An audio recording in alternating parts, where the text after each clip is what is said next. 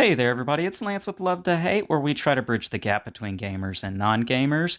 And this is the first installment of a new series of videos that I'll be doing by myself to show you some of the games that I played during my time at BGG Con in Dallas just this weekend. And in this first installment, I'm going to be showing you It's a Wonderful Kingdom by Frederic Guerard and La Boîte de Jeux Games, and this is a game that ran on Kickstarter not too long ago. It is about to fulfill to those who backed it. This new game is 1 to 2 players only, so you can solo it or play it with a partner. It takes 45 to 60 minutes, and it's for ages 14 and up. This is the sequel to 2019's popular game, It's a Wonderful World. So if you were thinking this game looks familiar with the name and how it looks on the table, then you are not alone, as this is very similar to It's a Wonderful World. So what's different about It's a Wonderful Kingdom? Well, it is 1 to 2 players only. The original game could play from 1 to 4 players. This game has several different modules to play, which I'll cover here in a minute. Has drafting mechanics that are completely different from the original game. As you'll see in this video, you can see that we are placing piles of cards on different sides of the player board, the board in the middle there. And how this works is players are going to be dealt 7 cards and 1 calamity card. Calamity cards are a new addition as well, and those count as negative points that you're trying to force your opponent to have to take. And ultimately, you take 2 cards from your hand, you place both of those cards on one side of the board, or you can split them up, placing one on one side and the other on the other, and then the other player has to pick one of the 2 piles to take, and those are the cards that they are going to be working to construct or sacrificing for the recycling bonus. Now, the calamity cards cannot be sacrificed. There is no recycling bonus. You're stuck with those, and they're worth negative points at the end of the game.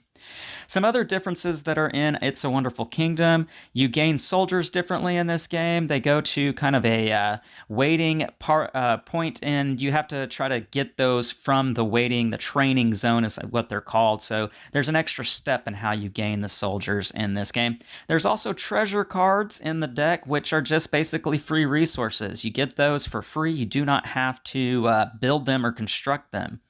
Some of the things that I really like about It's a Wonderful Kingdom are those drafting mechanics. It works great for 2 players. The trap tokens, you'll see that there are 2 tokens sitting there in front of me on the left side of the screen. You use those tokens each round to place some of your cards face down into the drafting piles.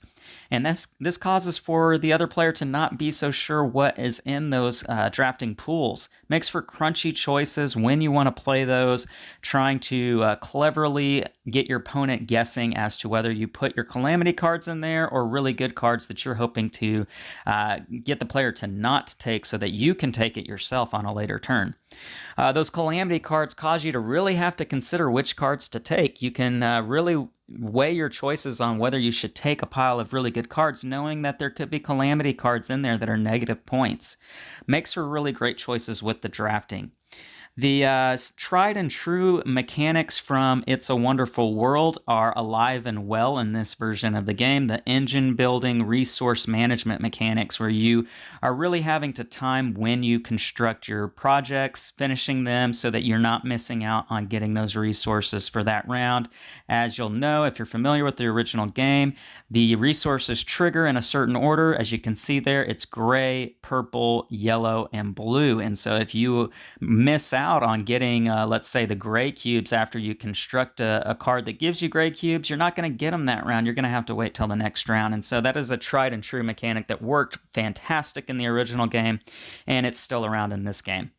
The new modules that I mentioned earlier provide for a ton of replayability and different experiences with this game.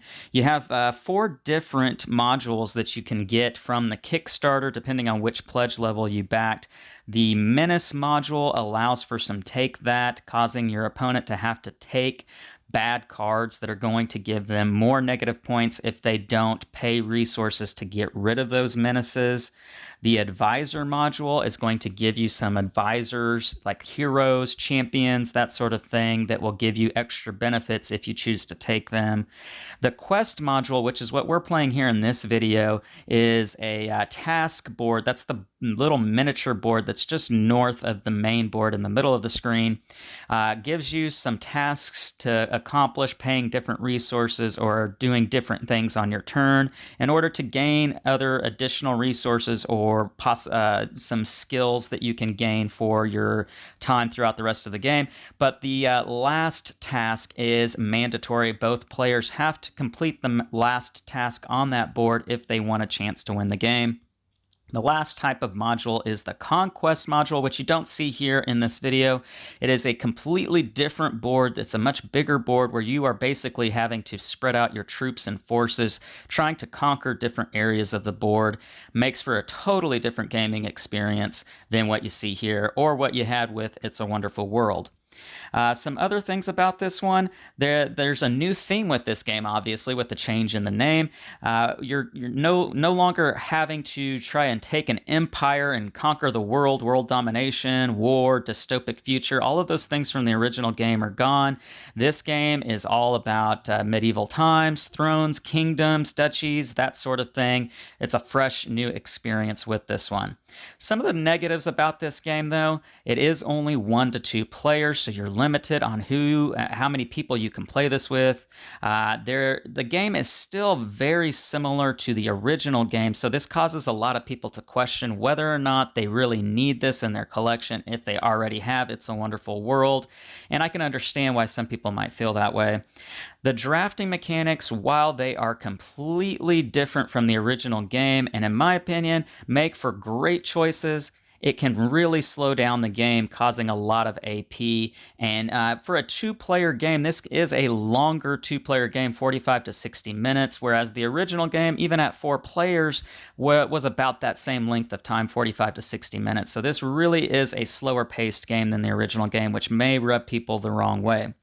Overall, I really loved playing this version. It feels different enough that it's not the same as It's a Wonderful World. The drafting mechanics with the trap tokens create a back and forth between the 2 players that you really don't get in the original game. The modules add some complexity that may be too much for some non-gamers, but if they're familiar with the original It's a Wonderful World game, then It's a Wonderful Kingdom is a great next step in gaming. I gave It's a Wonderful World an 8.2 in our review of it, and I liked It's a Wonderful Kingdom more despite its 2-player max, so I give this game an 8.4. Really loved my experience in playing this one, and I want to try out the different modules and the different scenarios with the quest module there. So that's my thoughts on It's a Wonderful Kingdom. Go check it out. I'll include the link down below so you can check it out on BGG. Let me know your thoughts down below in the comments section. And anyhow, I'm Lance, and this is Love to Hate, where we try to bridge the gap between gamers and non-gamers. We'll catch you next time with our next part in my time at BGG Con in Dallas 2021. Thanks, guys.